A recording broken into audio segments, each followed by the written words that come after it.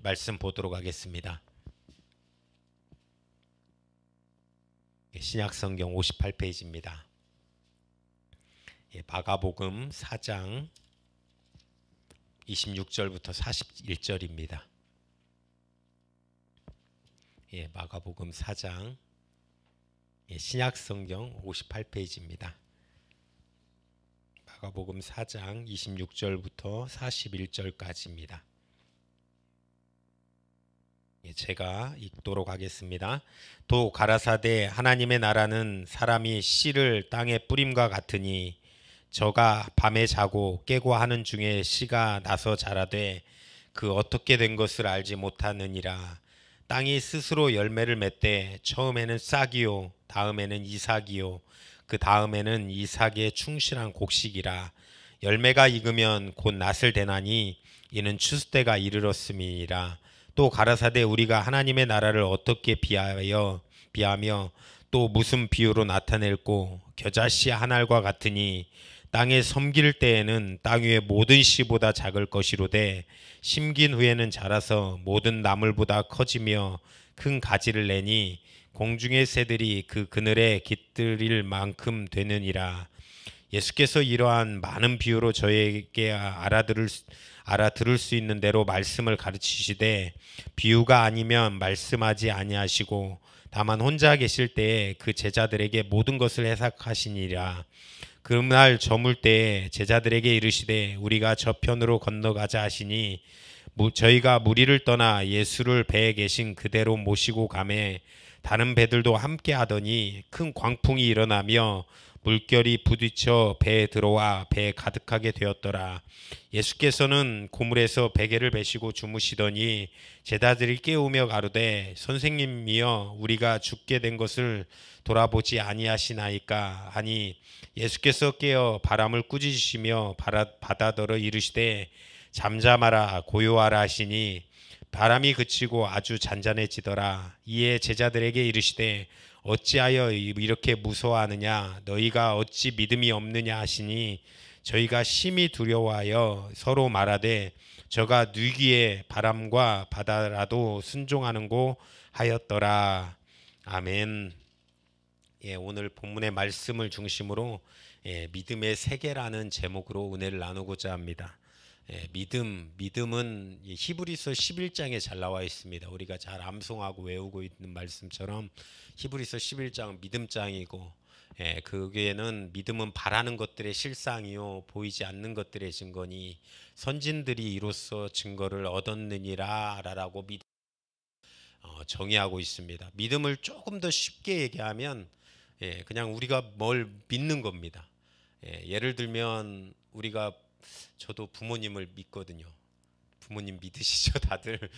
우리가 가장 이 세상에서 인간적인 가운데 가장 존경하고 좋아하고 사랑하는 거는 부모님이잖아요. 왜 그러냐면 아마 아낌없이 자식에게 모든 것을 주고 또 그 허물까지도 덮어주려고 하는 그 사랑이 우리가 애절하게 느끼기 때문에 그 부모님은 믿는 것입니다.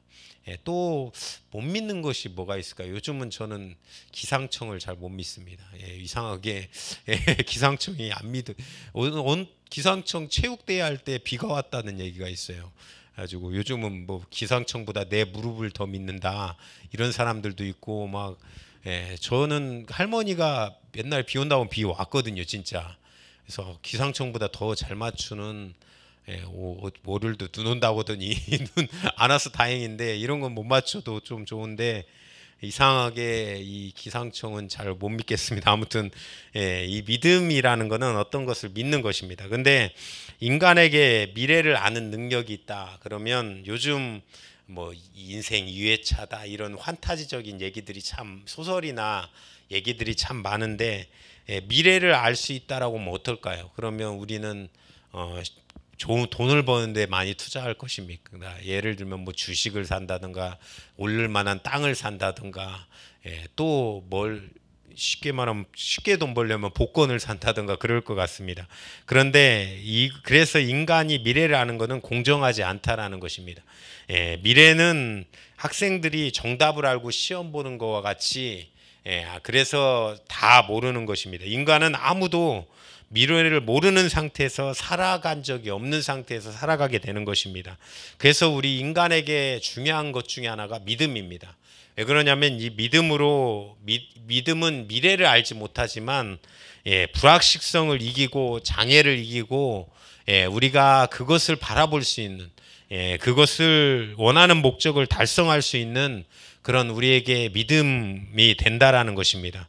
가장 예수님이 우리에게 가져오신 하나님의 나라는 믿음의 세계입니다. 그렇기 때문에 우리가 믿음으로 많이 볼 수 있는 것입니다. 우리의 눈으로 볼 수 있는 것도 아니고 우리의 어떤 이 육안으로 오감으로 또 이걸로 알 수 있는 것이 아니라 하나님의 나라는 눈에 보이지 않기 때문에 믿음으로만 볼 수 있는 것입니다. 참 이것이 사실 어렵습니다. 아브라함은 이 실제로 네가 본토 친척 아비집을 떠나 내가 내게 지시할 땅으로 가라 했을 때 그렇게 갔을 때 어떤 눈으로 보인다라고 하면 정말 믿음으로 우리가 움직이기 쉬울 것입니다. 그런데 하나님이 주신 것은 약속밖에 없습니다. 약속을 그러면 내가 너로 큰 민족을 이루고 너를 창대케 하리니 네가 복의 근원이 될지라라는 약속의 말씀을 주시는 것입니다. 우리가 뭐 네가 믿음으로 살아라 그러면 내가 큰 돈을 주겠다. 뭐 내가 믿음으로 살아라 그러면 너에게 어떤 것을 보여주겠다. 이러면 참 쉬운데 하나님 이 보이지 않는 것에 약속을 주신다라는 것입니다. 그래서 우리의 숙제는 이 보이지 않는 하나님, 보이지 않는 약속 이 믿음을 눈에 보이는 것 같이 믿고 눈에 보이지 않는 하나님의 능력을 현실로 받아들이는 것 그것이 우리에게 숙제라는 것입니다. 이것을 우리가 알고 살아가야 되는 것입니다. 사실 우리가 그것을 바라볼 때 믿음의 선진들을 볼 때는 이것이 믿음을 가지고 살아간 모습들을 볼 수 있습니다. 구약에서는 엘리야가 그랬습니다. 엘리야가 850명의 선지자들 바알과 아세라 선지자들을 죽일 때 믿음으로 바라봤고 그 비오는 역사 하나님께서 비가 오게 하실 거다.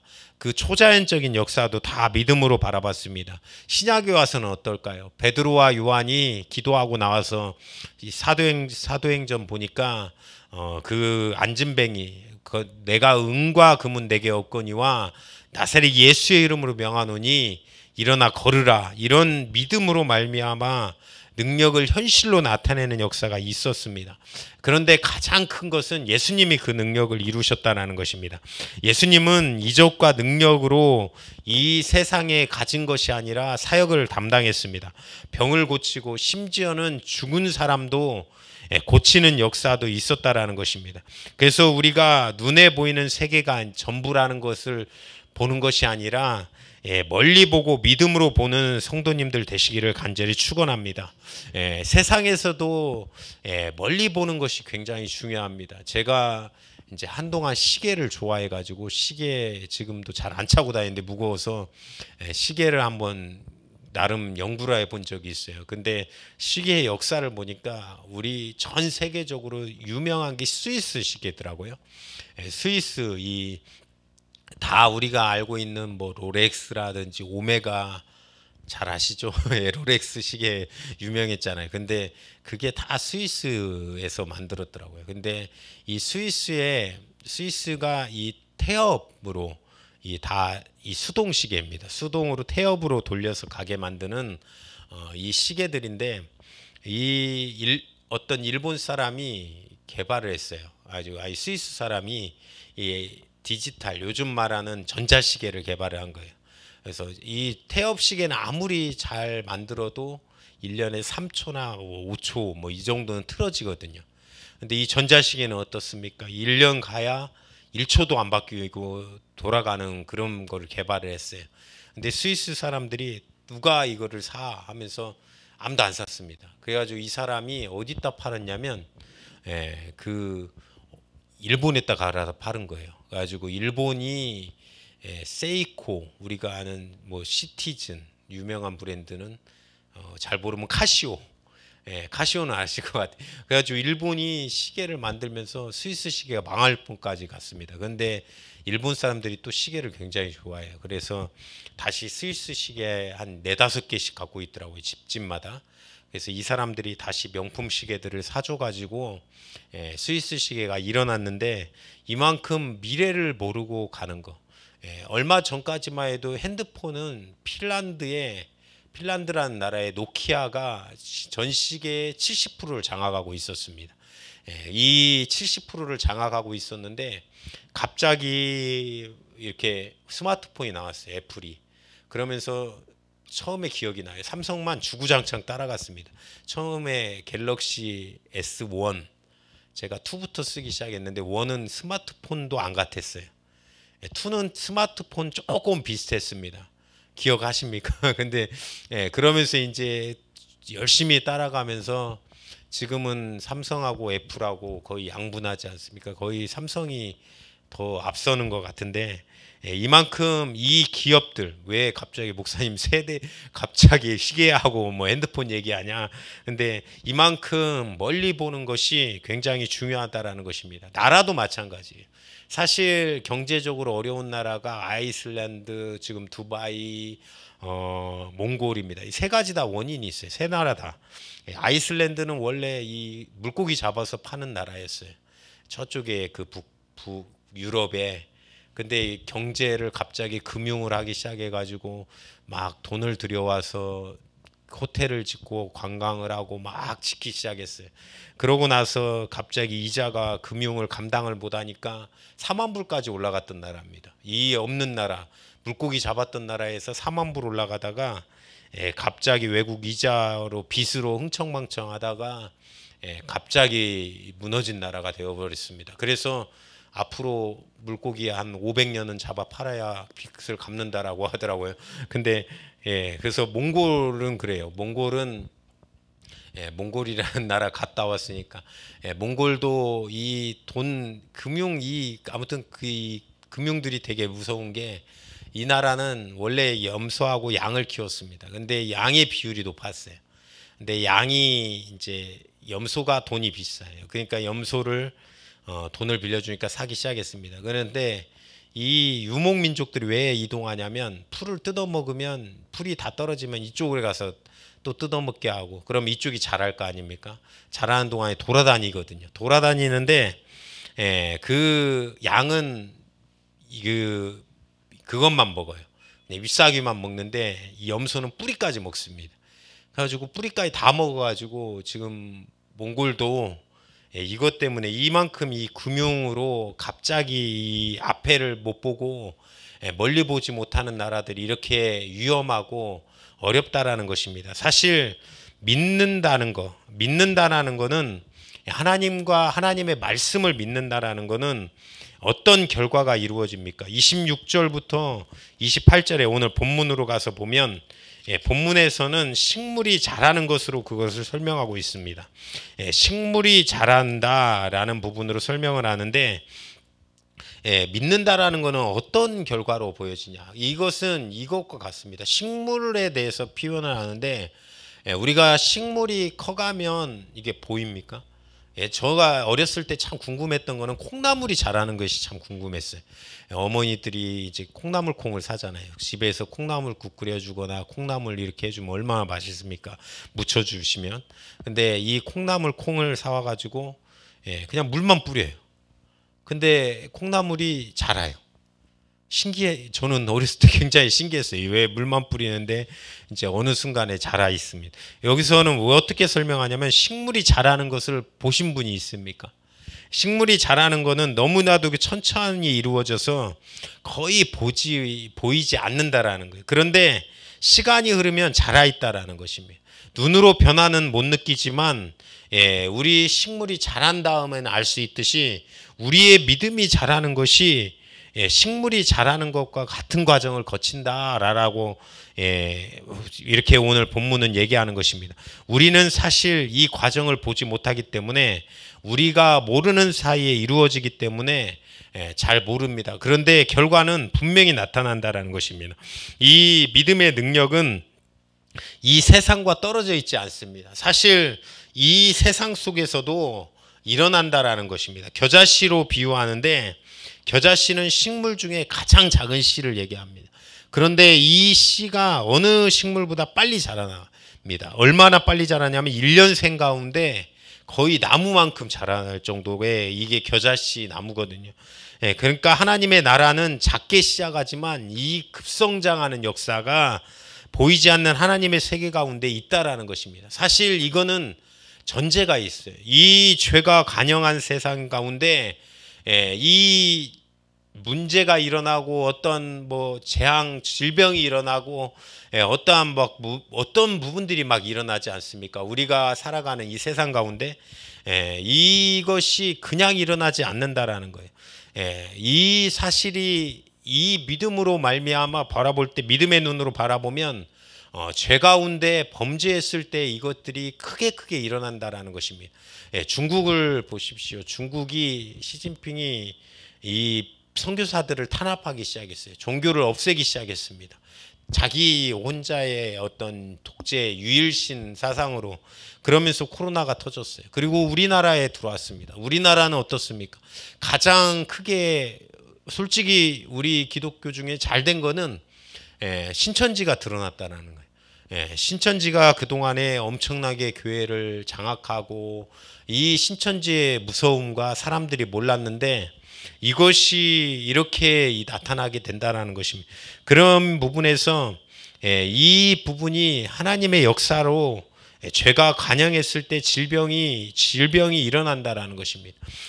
죄가 말씀을 우리가 이 땅에서 잘 듣고 또한 하나님의 말씀으로 영광 올려드리는 삶이 될수록 회복한다라는 것입니다. 사실 이 나라 사람들이 우리나라가 진짜 잘 사는 나라가 되었습니다. 예전보다 잘 사는 나라가 되었어요. 그런데 행복은 점점 떨어집니다. 왜 그렇습니까?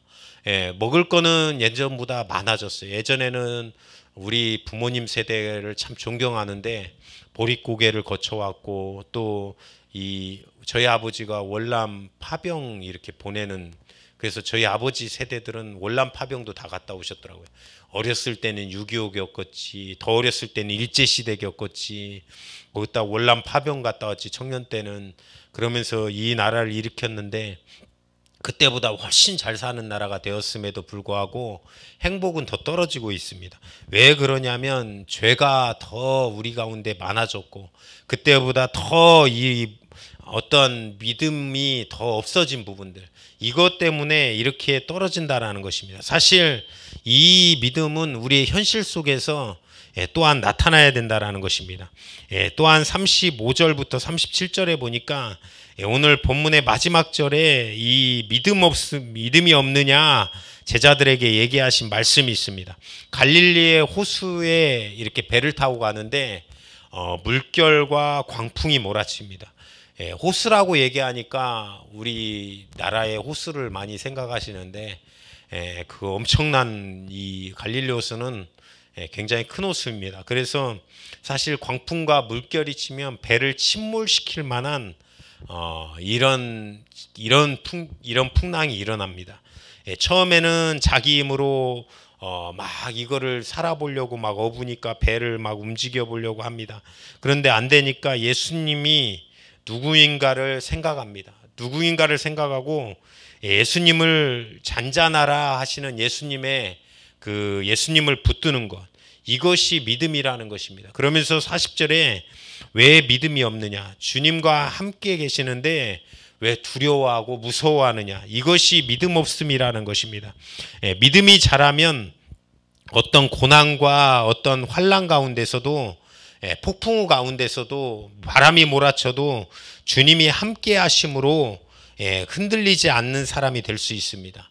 우리가 믿음 좋은 사람이라고 하면 어떠한 것에도 호들갑이 없는 사람입니다. 제자들이 처음에 믿음이 없을 때는 이렇게 호들갑을 떨었습니다.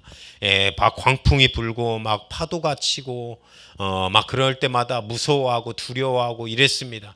그런데 사도행전의 제자들은 어떻습니까? 십자가에 달려 죽으려고 해도 당당합니다. 베드로를 보십시오. 베드로가 감옥에 갇혔습니다. 그래서 천사들이 이제 옥문을 열고 나오라고 하는데 베드로가 잠이 들어갖고 자요. 그래서 못 일어나요. 그 나이쯤 되면 옆에서 누가 이게 소리만 들려도 깰 나이거든요. 근데 얼마나가 마음이 편하게 자는지, 그래서 천사가 발로 쳤습니다. 일어나라고. 성경이 나오는 얘기. 성경이 이렇게 우리가 어느 시대보다 이 시대 가운데 믿음이 필요한 시대를 살고 있다라는 것입니다. 그러면 우리가 믿음을 방해하는 요소는 어떤 것이 있을까요? 요한복음 4장 보니까 왕의 신하의 아들이 병이 들었습니다. 왕의 신하의 아들이 죽을 병이 들었습니다. 이 젊은이 왕의 신하의 아들이니까 젊을 거 아닙니까? 사실 질병과 죽음은 젊다, 나이가 있다하고 차이가 없습니다. 그래서 우리가 일생에 믿음이 있다라고 하면 미리 준비하는 지혜가 넘쳐야 될 줄 믿습니다. 믿음은 귀중한 것이기 때문에 마귀가 방해합니다. 첫 번째로 걸림돌로 방해하는 것은 무엇이냐면 피상적인 지식을 통해서 방해합니다. 내가 얼마나 성경 공부를 많이 했는데, 내가 얼마나 어떤 교재를 많이 읽었는데, 내가 어떤 훌륭한 목사님 밑에서 이렇게 많이 구경을 했는데, 이런 부분들이 어설픈 지식이 믿음을 성장하는데 막는다라는 것입니다. 또한 평탄함입니다. 평탄함, 원래 왕의 신하면 굉장히 평탄하게 살았을 수 있습니다. 평탄할 것이었습니다. 그런데 누가 아픕니까? 아들이 아픈 거예요.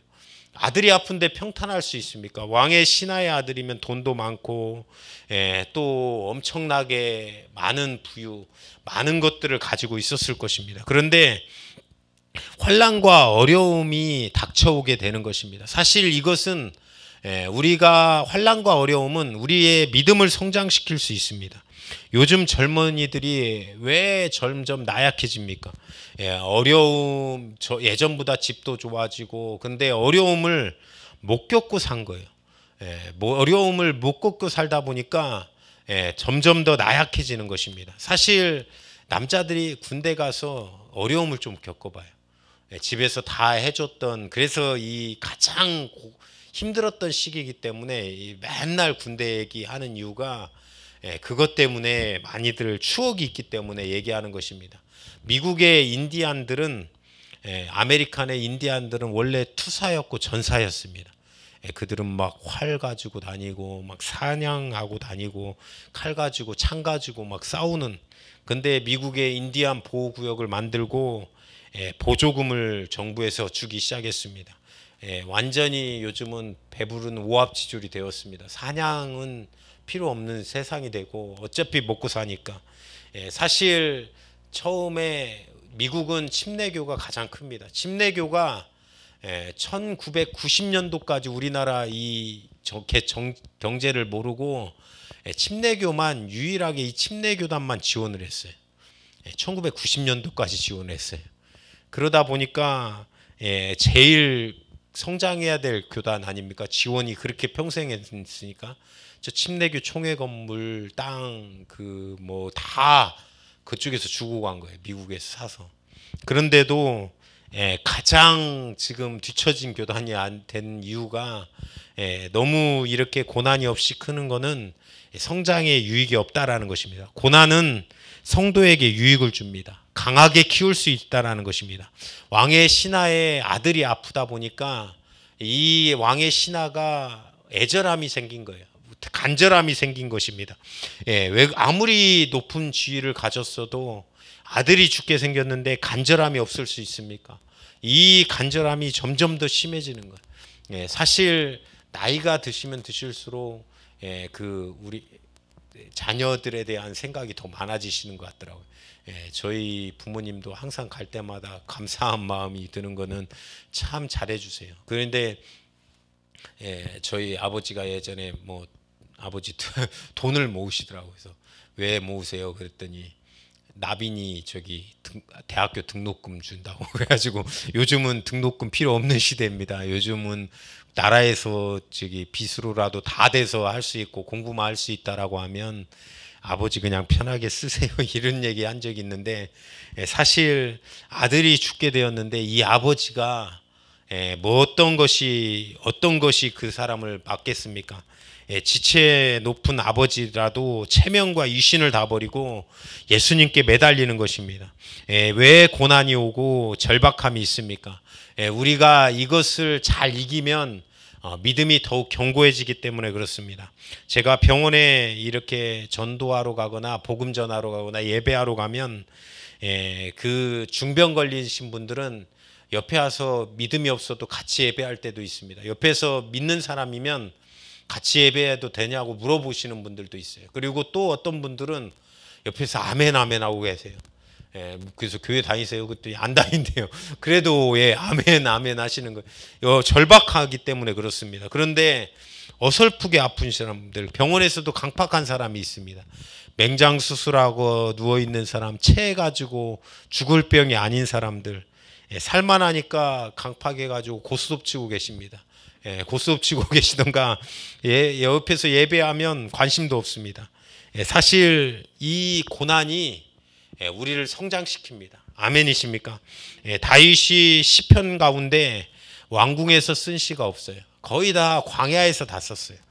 광야에서 고난과 어려움을 찬송하면서 하나님 앞에 이렇게 시를 쓰고 얘기하는 것입니다. 믿음의 걸림돌이 되는 또 방법은 우리의 방법을 자꾸 구하는 것입니다. 하나님이 우리가 살다 보면 이끄시는 방법들이 있습니다. 하나님이 예상치 못한 방법으로 이끄는 것입니다. 요한복음 4장, 오늘 4장 그 왕의 신하의 아들에 대해서 얘기하니까 예수님께서 오셔서 손 얹고 기도해 달라는 거예요. 근데 하나님의 방법은 무엇입니까? 순종하고 가라. 내 아들이 나을 것이다. 그러니까 가니까 그 말에 순종하니까 낫게 되는 것입니다. 사실 하나님은 우리의 인생길도 여러 가지로 값두고 계십니다. 아브라함이 광야로 뛰쳐나가고 사람들이 볼 때는 그 부유한 곳에서 천막 치는 곳, 힘든 곳으로 간 것 같았지만 하나님의 인도하심으로 걸어가게 하시는 것입니다. 또한 출애굽을 할 때 이스라엘 민족이 나갈 때는 어땠습니까? 뒤에서 애굽 백성이 막 쫓아오고 앞에는 홍해바다가 막혀 있고 갈라져 있는 것 같으나 하나님께서 홍해바다를 가르시고 그 안에 길을 내주셨던 것입니다. 하나님께서 길을 걸어가게 하신다라는 것입니다. 사실 우리의 길이 막힐 때가 있습니다. 저도 그 생각을 참 많이 했어요. 1년 전에 개척을 하면서 참 내가 이대로 있으면 편하게는 살 수 있을 것 같은데 그 생각을 참 많이 했습니다. 편할 것 같다. 편할 것 같다. 그런데 하나님이 자꾸 저를 내모시더라고요. 저는 하나님이 막 몰아낸 자입니다. 하나님이 못 잊게 계속해서 하나님의 사역을 가게 할 때 그러면서 한 해 동안 이렇게 1년 지나면서 결산을 아내랑 이렇게 여러 가지 결산을 해봤는데 하나님이 참 다 하나하나 손으로 이끄셨다라는 게 그 체험으로 보여지더라고요. 우리의 인생은 사실 믿음으로 바라보는 인생이 되어야 됩니다. 우리의 앞길에 하나님께서 함께 하시면 그가 이끄시면 우리의 인생은 걸음걸음은 믿음으로 발걸음으로 걸어갈 수 있는 것입니다. 그 길을 걸어갈 때 어떠한 고난이 있을 수 있고 앞길에 폭풍우가 있을 수 있고 안 보이는 길이 있을 수 있습니다. 그럴 때 그럼에도 불구하고 우리가 붙들어야 될 것은 우리를 구원하여 주신 그 하나님의 믿음입니다. 우리 하나님께서 자녀를 버려두시지 아니하시고 반드시 지키실 것이고 우리와 함께 하실 것이고 우리와 한 걸음 한 걸음들을 같이 할 것입니다. 제자들이 그 예수님이 하나님이심을 믿었다라고 하면 하나님의 아들임을 믿었다라고 하면 그 폭풍우가 몰아쳐도 아무런 두려움이 없었을 것입니다. 우리의 인생길에서 고난과 폭풍우와 또한 우리의 힘든 부분들이 생길 때마다 하나님 왜 나는 이런 경험들이 겪게 하시나요? 라고 질문할 수가 있습니다. 그런 때 하나님을 신뢰하는 믿음이 견고하신 우리 성도님들 되시기를 간절히 축원합니다. 그 믿음으로 걸어가면 우리의 걸음걸음들이 하나님이 함께 하실 것이고 그래서 정말로 그 믿음 가지고 살아가면 하나님이 틀림없이 우리를 하나님의 걸음으로 이끌 것입니다. 그 믿음의 굳건한 믿음을 붙들고 살아가시는 우리 성도님들 되시기를 주님의 이름으로 축원드립니다. 오늘 이 시간 합심으로 기도하실 때 하나님, 우리의 마음속에 하나님 어떠한 걱정과 근심과 염려가 생길 때가 있습니다. 하나님 아버지, 정말로 우리가 하나님 믿는다라고 하지만 이 세상에서 하나님 앞길이 안 보이고 하나님 고난 가운데 하나님 있을 수도 있습니다. 하나님, 그럼에도 더욱더 붙들어야 될 것은 우리가 믿음인 줄 믿습니다.